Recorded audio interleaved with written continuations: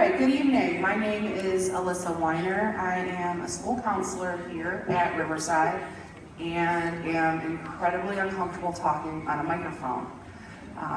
But I don't want to destroy my voice, so I'm going to do it tonight. If I start yelling, just do one of these and give me a sign that I'm hurting your ears. A couple of things before we get started. If you would like to relive the magic of this evening, there will be a video posted online of our PowerPoint presentation tonight. It will be on the Riverside homepage, not the Riverside Local Schools homepage, but the Riverside Campus homepage with a link to the PowerPoint presentation. So if you know people who are not here tonight, please direct them there. Are we going to tweet that out? We'll probably send a tweet out and all that good stuff. Okay, so I have to be my own fan of light tonight, so I'm going to be kind of doing one of these a lot.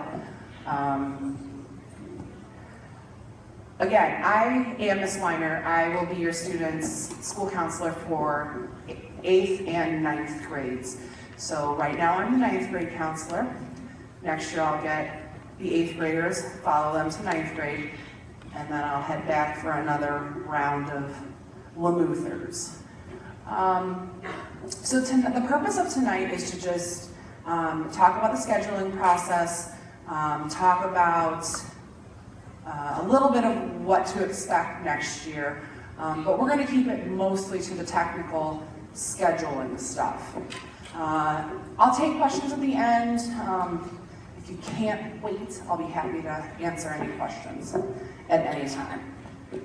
So yes, your children, if you don't know, are the class of 2023, and we are very excited to have them up at the campus.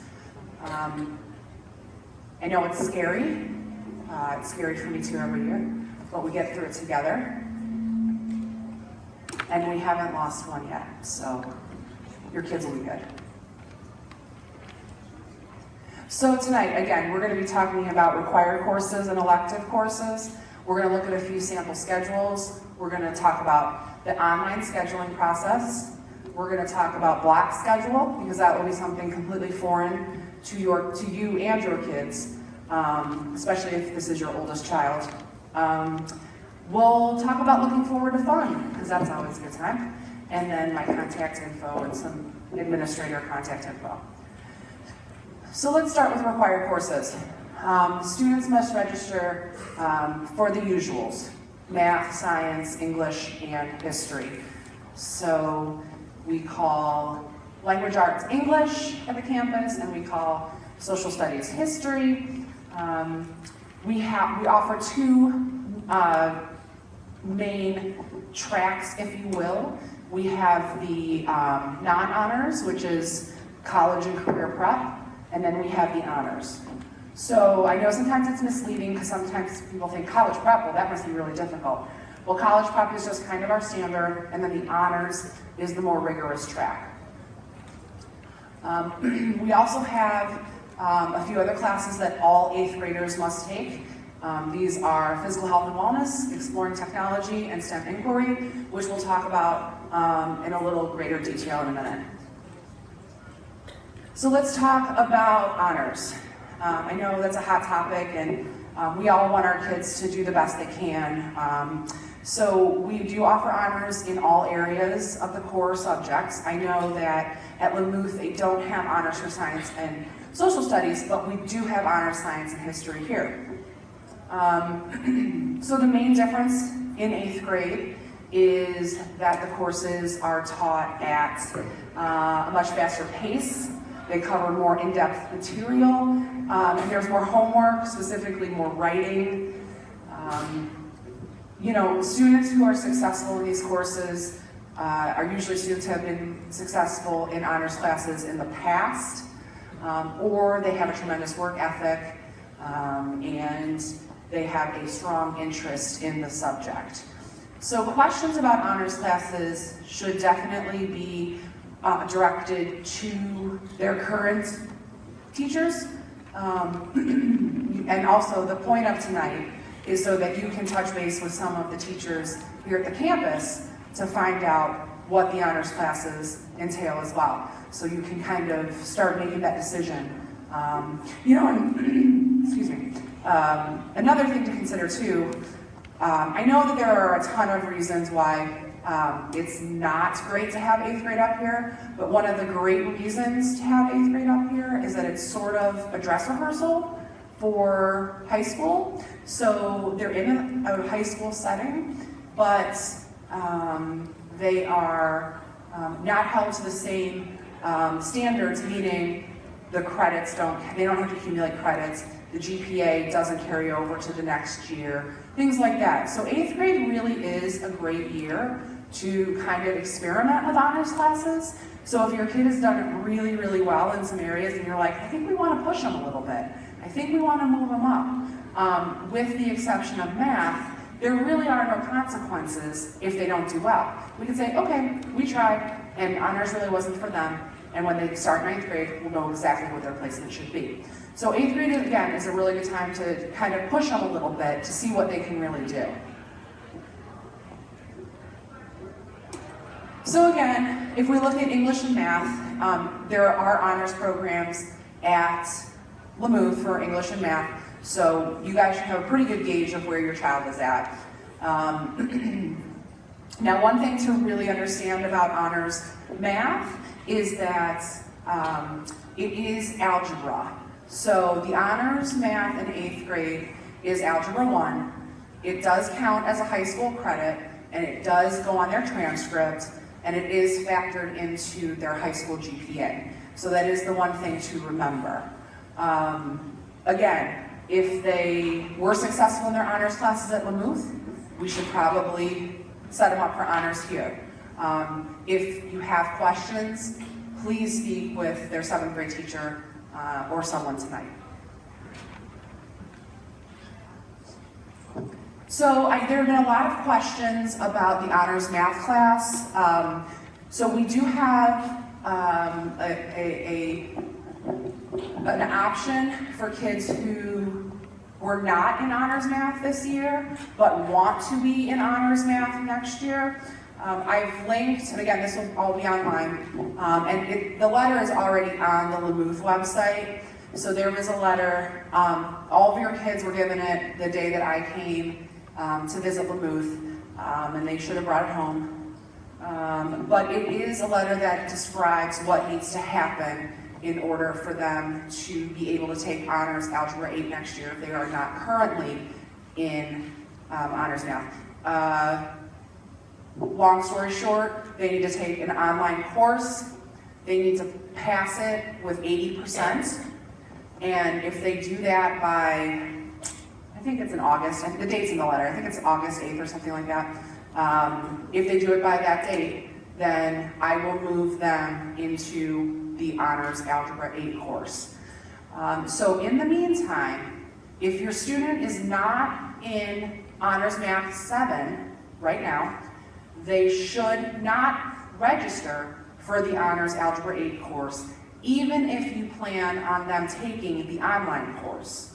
Okay? They need to register for Math 8, and then when I receive confirmation that they have successfully completed the course at 80% or above, I will change their schedule. Okay? And again, that letter with all the details about how you register for the class and how much it is and all that stuff is linked in that slide. Okay, so I know some of you may have some real concerns about honors science and history because your children are not in honors science and social studies at Lamouth. Again, your 7th grade teachers should have a pretty good idea of of whether or not they can be successful. If you're on the fence, my suggestion is try it, because again, this 8th grade is a dress rehearsal, and if they completely bomb, there's no long-term consequences. So I would suggest, if you're on the fence, taking a stab at it.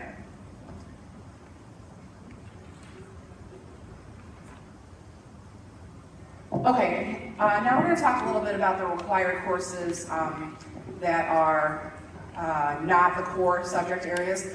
So I failed to mention this, but I think it's implied that they take math, science, English, and history for the whole year. Take it for the whole year. These required courses are just half of the year. So there's 3 of the semester required classes that they have to take. The first one is called Physical Health and Wellness, and this is pretty straightforward. It's just a combo of health and gym. So they do health for the first half of the block, and then they do gym for the second half of the block. We also have Exploring Technology.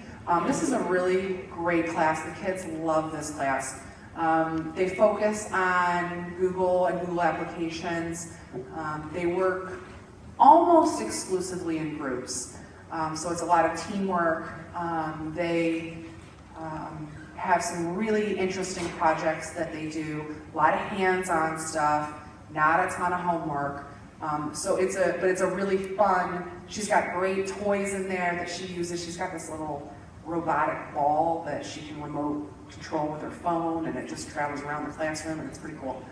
So she's real into the tech stuff, and she gets the kids excited about technology. So that's a pretty fun class. Oops. And then STEM Inquiry is a class that is essentially a science elective. Well, it's not an elective, it's a required course, but it is a science course. But they apply the STEM applications to it. So it's a lot of hands-on. He's got a kit for every unit they do, so everything is hands-on. A lot of videos, a lot of technology, and they learn about a number of science concepts that I'm not going to read directly to you, but feel free to read that in the future. But again, it is a science-based class, half of the year. Again, not a lot of homework, just got to get you kids excited about science, hands-on stuff. It's a good class. Also, please know, these classes have automatically, these 3 semester classes, Physical Health and Wellness, STEM Inquiry, and Exploring Technology, they have already been scheduled for your kids. So when we get to the online scheduling part where I talk about how to register for the classes, please know that the kids do not need to sign up for these classes. They are already there.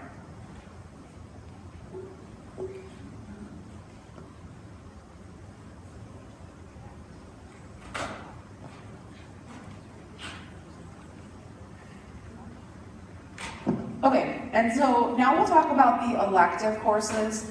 We do offer 2 full-year courses for electives, band and choir. We have, if the girls take choir, they take it just with the girls in treble choir, and if the boys take choir, they take it just with the boys in baritone choir. So those are a couple of options. Now, I know at Limouth they have to pick one. They do not have to pick one here. But something for you parents to keep in mind, there is a requirement through the state of Ohio that every student who graduates from Ohio must have a full year of a fine arts. So that means band, choir, art, something of the kind. So it doesn't count in 8th grade. They have to take it in 9th grade. But the point being, if your kid's in band right now, but they don't love it, it might be encouraging for them to take it in 8th grade so they can take it in 9th grade and get that fine arts credit out of the way. Because they will have to take something. So we like to encourage the kids to stick with band and choir, at least through 9th grade, so they can get that fine arts credit. They can take art in 9th grade, or we have a couple of other semester classes that are available to them to fulfill that fine arts requirement. But we do really encourage them to stick with the band and the choir. Also because we have phenomenal band and choir programs here. If you have a chance tonight, go talk to Mr. Schwartz or Mr. Drain in the band office, or Mr. Obergefell up in the choir room. They're amazing. And they have fantastic programs. If anybody's ever been to a football game, you know that. Okay, so we do offer a couple of semester electives. Again, these are half-year only classes. We offer art, which is pretty much art, nothing crazy about our art class in the 8th grade as opposed to the other art classes the kids have taken in the past. We offer transitions in careers. This again is going to review some career concepts and do some career exploration with them, help them with life transitions, and talking about social media etiquette. So all real good things, good life skills. So that's something that you definitely want to consider. We have a speech and debate class, and when I went to Lamouth and I asked your kids how many people love getting up in front of the class and making speeches, roughly 0.5% of them raised their hands among all the classes. And that's fine. Who likes it? No one really likes it. But at the end of the day, you gotta get used to it, you gotta do it, it's not going away. The older you get, the more often you're going to have to get up in front of the class and give a presentation or give some sort of talk, especially at the college level. So my suggestion to the kids was, you know, speech and debate should really be a real, what's the word I'm looking for? A class that you really consider, because you can choose to kind of run and avoid getting up in front and talking to people, or you can start practicing in a very easy, mellow, chill setting. So for instance, we're going to baby step them through it. We're going to do 2 to 3 minute speeches in front of 25 8th graders. We're not going to expect them to get up here in the auditorium and give a talk for a half an hour in front of 500 people. No, we're going to, in the 8th grade classroom, only 8th graders, 2 to 3 minute speeches, getting them comfortable with standing up in front of their class and giving a presentation. So I would recommend this for anybody who has a fear of that or who hates doing that. I would recommend this class to sort of help to alleviate some of the stress and anxiety associated with talking in front of people. Clearly I'm a master, so no. So speech and debate is another possibility. And then we have another elective course that's a semester long. It's called Storytelling in the Digital Age. And I think the best way to describe this class is a combination between creative writing, design, and technology. So this is almost an exclusive Chromebook class. So they're using their Chromebooks every day. Assignments are all turned in on the Chromebook. Pretty much exclusively use the Chromebook in this class.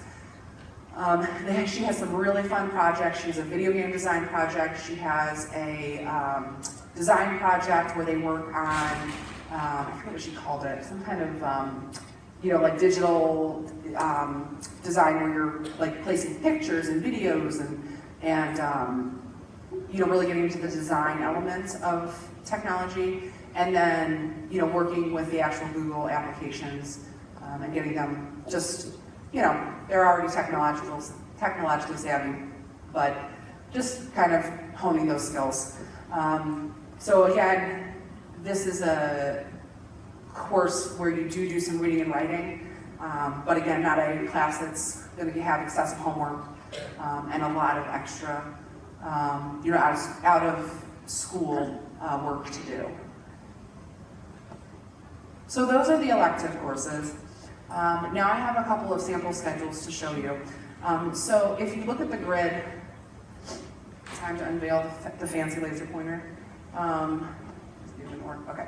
So if you look at the grid up here, this kind of represents, this is basically a class planning tool, this table up here. So you have this side that represents one semester and this side that represents the other semester. So basically this is just used in planning how many classes you should sign up for.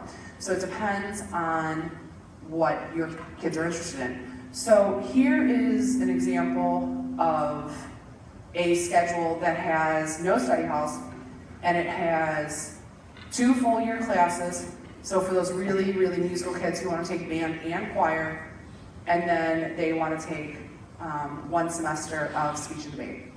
Okay? So you do not have to sign up for a study hall. I don't know that they will not have it. They will not have a study hall. You don't have to request a study hall. They may end up having one, but that's up to you if you want to request it or not. So it is possible to sign up for as many classes that fit in the day.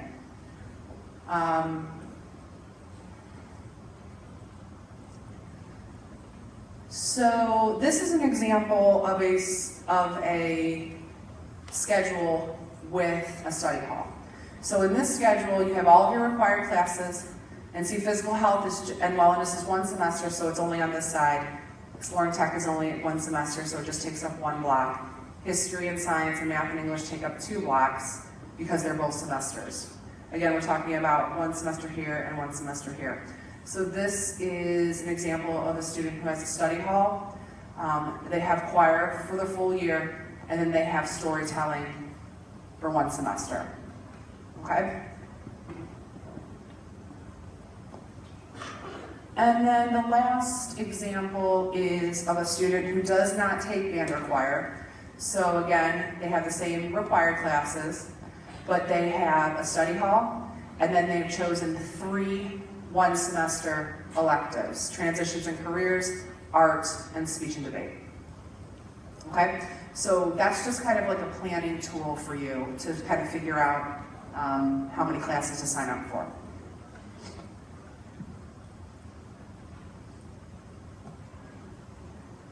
Okay, just a few additional scheduling notes here. Students do not have to register for a study hall, so you do not have to actually sign up for it. It will be automatically put into their schedules. It's kind of like the last step you do in the scheduling process. So they do not have to actually request the class for study hall, okay? Please know that we really want this to be a great experience for your kids. We want them to love coming here. We want them to enjoy it. We don't want them to be filled with a class schedule of classes they hate. That is definitely not our intention. However, please understand that we probably cannot give them every elective that they sign up for. We just don't have enough spots. This comes into play specifically, usually, with art and transitions and careers.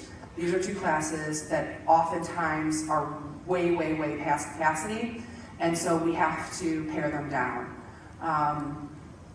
Typically, with the art classes, we will look at first students who don't have any study halls, and so if you've filled your schedule with classes and you have no study halls, you will be the first one dropped out of a class that's full. Then for art, we'll look at kids who already have band or choir. So if you already have that fine arts class, we will probably then drop you from art. Transitions and careers is just kind of random after we drop the kids who don't have any study halls. So again, we want this to be a great experience for your student. We want them to enjoy coming here. We want them to like their classes, but they will probably not get every class that they request. So just please keep that in mind.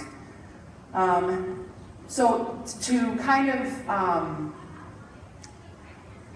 avoid them getting classes they hate, we would recommend signing up for an alternate class. And I will show you how to do that in a second. So don't forget, sign up for those alternate classes in case they don't get the classes that that are their first choices. Okay, so the online scheduling instructions are right here, and they're pretty easy to follow, I think. But I'm going to walk you through it here for a few minutes.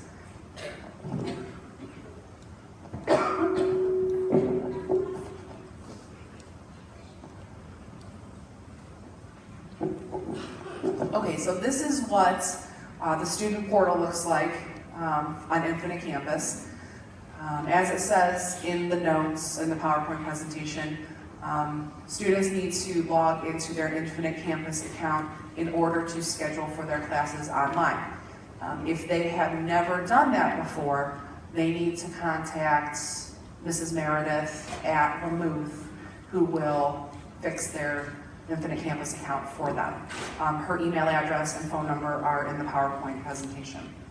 So the first thing that we do when we're doing the online scheduling is we go right here to the top where it says course registration 1819.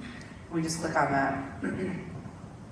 So on your students' registration page, the physical health and wellness, STEM inquiry, and exploring tech will show up here underneath required courses. So they will already be there, okay?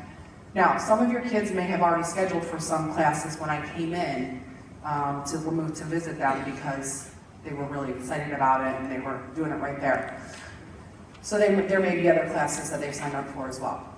So the next step is to click on course search, and then two boxes pop up, course name and course number. Pretty please do not search by course name. Please search by course number. All the course numbers are listed in the PowerPoint presentation on the next slide. The purple form that your kids got when I came to Vermouth has all of the course codes on it. So what ends up happening if you search by course name, like the kids will say, okay, I need to find English. So they're gonna come here and they're gonna type in English, and then they're gonna hit go, and 42 English classes are gonna come up. And they're gonna sign up for the wrong one, and then it's a headache for everybody. So please search by the course number. So we're gonna get rid of that, and we're gonna sign up for ENG 811. We're gonna hit go, and here is the correct English course, okay? So we click on the English course, and we have a little description here. And, sorry, I gotta change hands here. Left hand doesn't work. Okay, let's go. There we go. And at the bottom, it's gonna say, request this course, okay? We're gonna click on it. And then that English 8 pops up here under requested courses, okay? Now, super important to remember, super important. For the full year classes, so we're talking English, math, science, history, and then band or choir, you must request both semesters, okay? Because we schedule classes by semesters here. So every full year class has a course code for the first semester and has a course code for the second semester. So every full year course that they sign up for has to have two course codes. If you look up here, classes that end in 1, so ENG 811 is the first semester course, and ENG 812 is the second semester course. So if they end in a 1, it's the first semester, 2, it's the second semester, so make sure that they have course codes for each semester in there for their full year courses. I don't know what's happening. So course search, we need to sign up. We need to sign up for the second semester of English 8s. So we're going to request this course. Okay? So then they pop up there. You have both semesters right there. And we should do that for all of the classes that they want to take. So you're going to want to do the planning grid first, figure out how many classes they need, and then a full load, if you don't have any study halls, would be 16 semesters, because you have eight rows in that grid, that planning grid. You have 8 rows, 2 columns, that's 16 semesters of classes. That would be a full load, no study halls. So if your student wants 1 study hall, how many semesters of classes is that? How many? Not 15. Yes, somebody shout it out. 14. 14 classes, okay? Because if you have a study hall all year, then that's two semesters taken out, so that would be 14. Now it is possible to just have one semester of a class. So if the kids don't want a full year study hall, they just want one semester, that would be 15 courses. Just want to show you real fast. Again, I talked about the alternates. So if your student has signed up for all the electives that they want, but they don't want to get stuck with choir, if they can't get the elective they choose, they'd rather have, say, art, then we just search for art.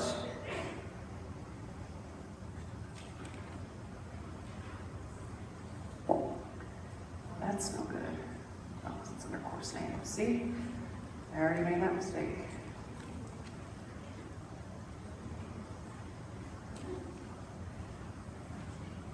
And then we request it as an alternate instead of requesting the course, and it shows up here under alternate courses. So the alternate course will not be scheduled in their regular schedule.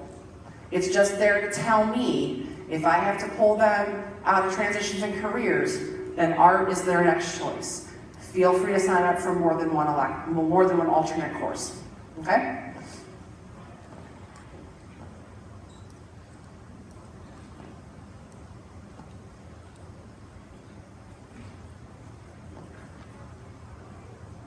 Okay, so again, I feel like the instructions for online scheduling as they're written are pretty clear. If not, I'll be happy to answer questions about it afterwards. Okay, and again, I've listed all of the online scheduling course codes to refer to.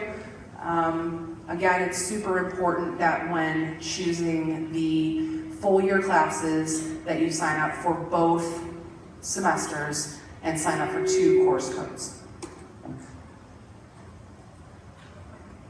So the online scheduling needs to be done by Tuesday, February 20th. At that point, the portal will be closed and they will no longer be able to schedule online. Now, does that mean it's set in stone? Absolutely not. If something changes, they change their mind in May, just shoot me an email and I can change things. Okay, but they will not have the ability to schedule online, okay? And again, if the kids just blow this off, then I will just make schedules for them based on the classes they took last year and based on the electives that are not full, have the most availability, okay? That includes choir. I just say that because if I got scheduled in the choir, I would literally have a stroke. Nobody wants to hear me sing. Okay, who said that? I did. Me either. Oh, okay. Oh, I thought you meant you didn't want to hear me sing. I thought, that's rude. Nobody wants to hear you sing. Got it. Got it. Okay, so let's talk about block schedule. I know this gives some people heart palpitations, so let's just have a little convo about it. So at the Riverside campus, see, now I'm gonna fall, and now it's, okay, so we use a modified block schedule. This means the students have 4 classes per day, 90 minutes long, and they have a 30-minute lunch during third block. Okay, so we have 4 blocks, 90 minutes long. You know, second block's like 95 minutes long because there's a few minutes built in for announcements. Third block is a little bit longer than 120 minutes because they have 30 minutes for lunch plus passing time in the hallways, but they have 90 minutes of instructional time for each block. So,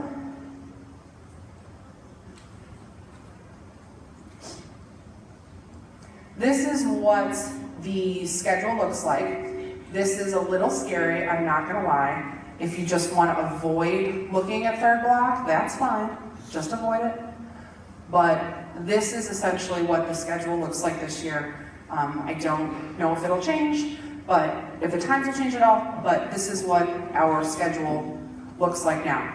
So again, first, second, fourth blocks are pretty straightforward. Third block is scary. They will figure it out.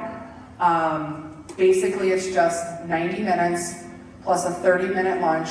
We have 3 different sections of lunch, A, B, and C.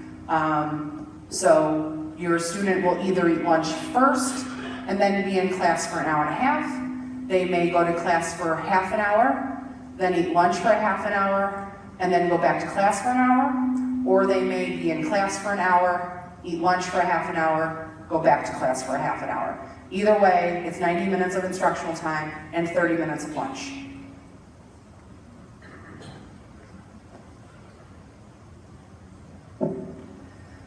So we have the schedule divided into 2 different days, black days and gold days. I still never know what day it is, and that's okay, because there are signs everywhere that tell us. Plus there's this handy dandy calendar right above my computer that tells me. So this calendar tells you what days are black and what days are gold. And this calendar does not change. So for instance, when we have a snow day tomorrow, it should be a black day tomorrow, okay? So when we come back on Monday, it still stays a gold day. It doesn't change to a black day is then going to be on Monday because we missed a black day tomorrow, okay? It's just, it is what it is. So you always know what days are black and what days are gold. This does not change.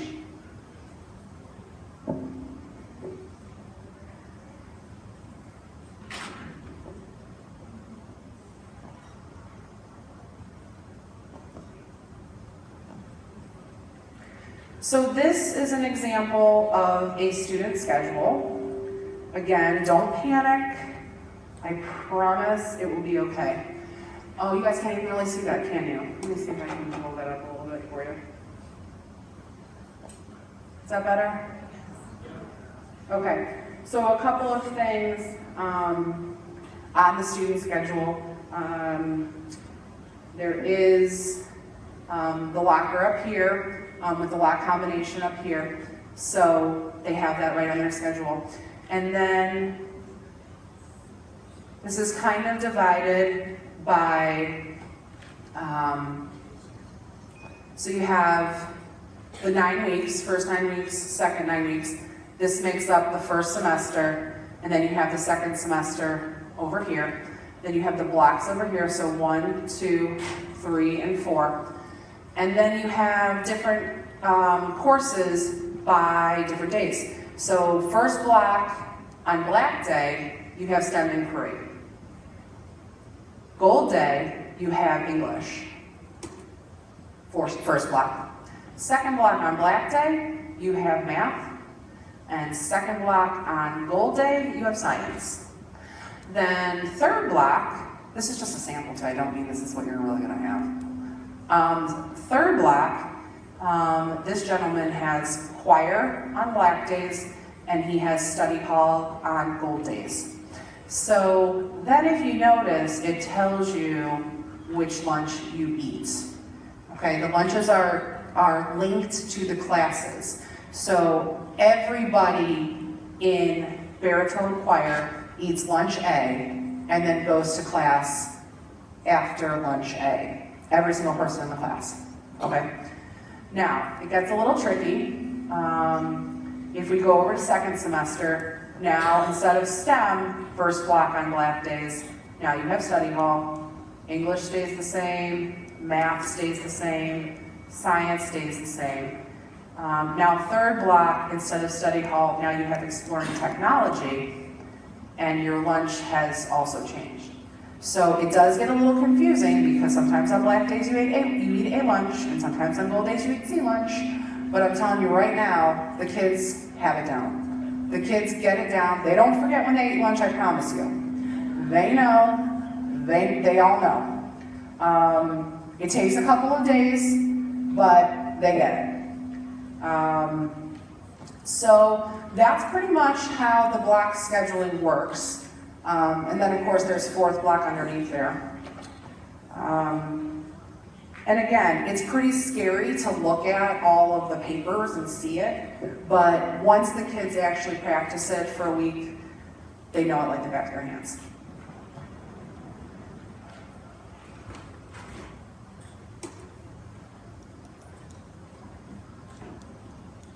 Okay, let's talk about fun things. Let's talk about looking forward to fun things.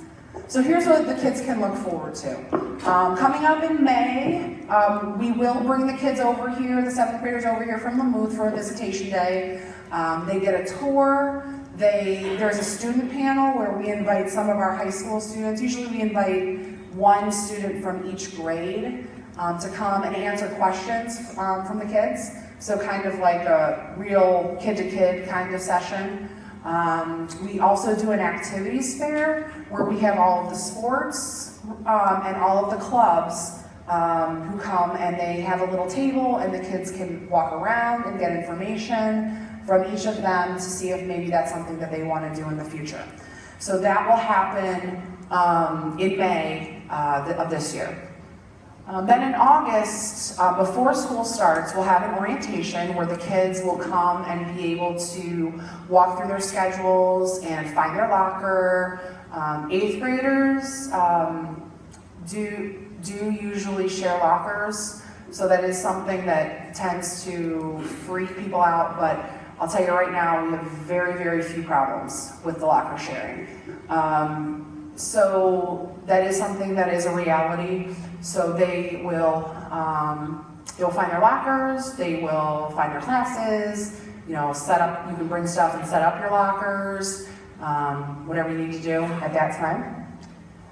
In September, beginning of September, it'll be time to sign up for clubs, sign up for different activities. You know, some of the things that the 8th graders can do that are really popular. Drama club, always popular. They can't act in the productions, but they can work on the various crews. Clearly, it's a production here. There's plenty of things for all kinds of kids to do.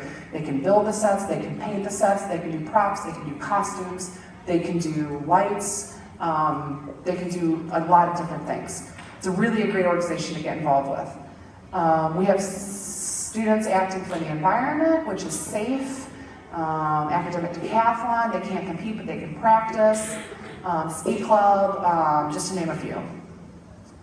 And then in February or March, hopefully March of next year, we will be taking the 8th grade trip to Washington, D.C. We're getting ready for that right now. We leave March 14th. So that's something fun to look forward to as well.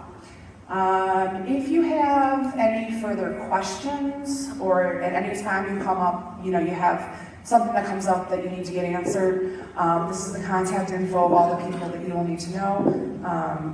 Myself, Mr. Boers, who is the 8th grade assistant principal, and then Mr. Liatzos, who is the campus principal. Okay, so that pretty much wraps it up. Excuse me. Does anybody have any questions? Yes, sir.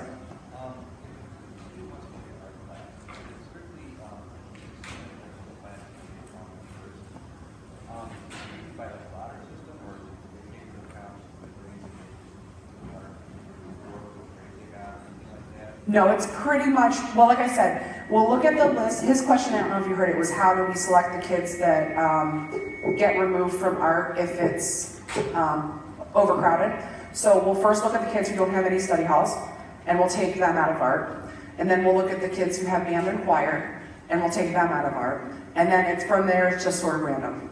So I know that some of your kids love art and they do anything for art. We just simply do not have, I think we have, at least this year, we have about 108 spots in art for nearly 400 kids.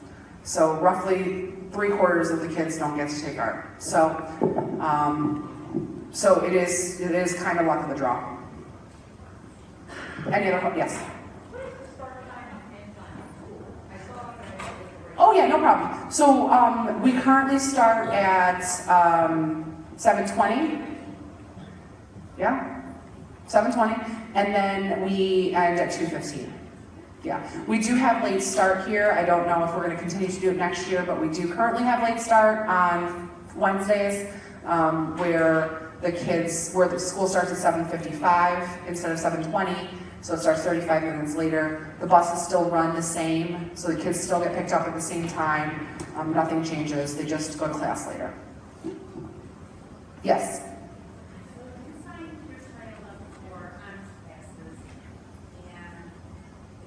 and you do really bad in class, you're normally a student, and let's say one certain age class, and you really bad in a senior D, that's not going to be the other question down the road.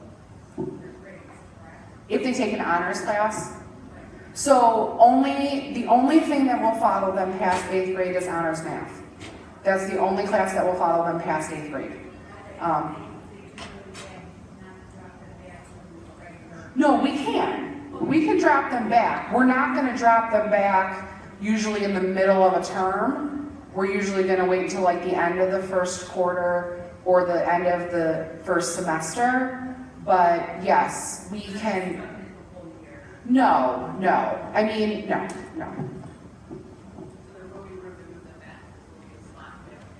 Yes. Yeah, so please understand when I talk about classes being too crowded, that only pertains to electives. That does not pertain to core classes. If your student is misplaced in a class, let's say their teacher recommends them to go to Honors English, but Honors English is just not working out for them, there is always a spot for them back in the regular. It will never say to you, no, we can't move your kid because there's no room. That's never going to be a thing. So don't worry about that. Now I will say that we can always move down, but we cannot move up. Okay, so if your student is in Science 8 and, 6 weeks into the class, they say, kind of bored, this isn't really great. It's very difficult to move up. I'm not saying that it never happens. It has happened in the past, but it's not something we recommend, and we'll have to do some have some serious discussions about how to catch them up and that kind of thing. So it's not something that we do very often. Yes? No, I'm not going to sing for you. I don't care what you say. Okay. Is John Arthur's 8th and 9th or just 8th grade? Why did you have to ask me that? Who knows? I don't know. So we are one campus, 8 through 12. But because this building used to be two separate buildings, because for those of you who don't know, we built the media center in the 90s at some point, and we made the building into one building when it used to be two separate buildings. I don't know where to stand. It's just going to keep picking up. Okay. So this building these were two separate buildings, and that was John R. Williams Junior High, and this was Riverside High School. Now we're just one big building. Your 8th graders will have a few classes over here. For instance, if they're in choir, we have one choir room, and it's over in Riverside. If they take transitions and careers, her class is over here. We have one history teacher over here. We have an art teacher over here. So it's not just 8th and 9th grade down here, just 10th through 12th grade down here. That's not the way it works. 9th grade is still high school. I mean, it's still high school. But they eat lunch down in John R. There's a clinic down in John R. They have study hall down in John R. So it's a trick. That's a trick question. 9th grade is basically both, but we're all just one big happy family here.